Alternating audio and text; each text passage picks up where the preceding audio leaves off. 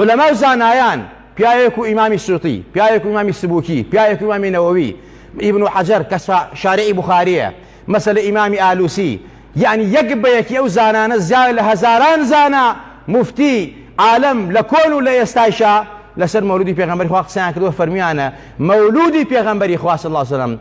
بەڕاستی مستحەبە، سنەتێکی حەسەنەیە، مسلمانان پێویستە لەو مانگەدا دڵیان پڕنوورکەن، ئیمانیان تازەکەنەوە، تەجدیدی محەبەتیان بکەن و ئەو یادە بەرج و پیرۆز ڕاگرن. حتا ئەفەرمون ئەهلی مەکە ئەهلی مەدینە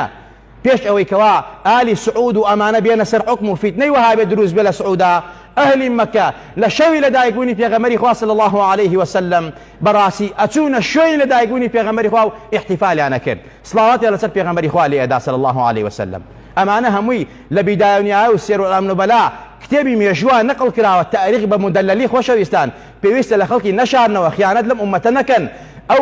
ئەو شتانەی ئەو کۆڕوکۆبنەوانەی کەوا مایە عیزەتی مسلمانانە، مای بەرەکەتە بۆ ئیسلام، مای عیزەتی پێغەمبەری خوا صلی الله علیه وسلم مەی شارنەوە لە خەڵک.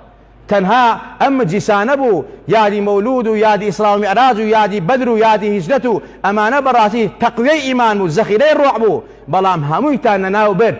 ئێستا لە بەدیلیان بەڕاستی کۆمەڵی حەفەلاتی تاوان و مەعسیەت و حەفەلاتی دنیایە، بەڕاستی گەنجانمان منداڵانمان دوور کەوتنەوە لە سێر و ئەخلاقی پێغەمبەری خوا صلی الله عليه وسلم.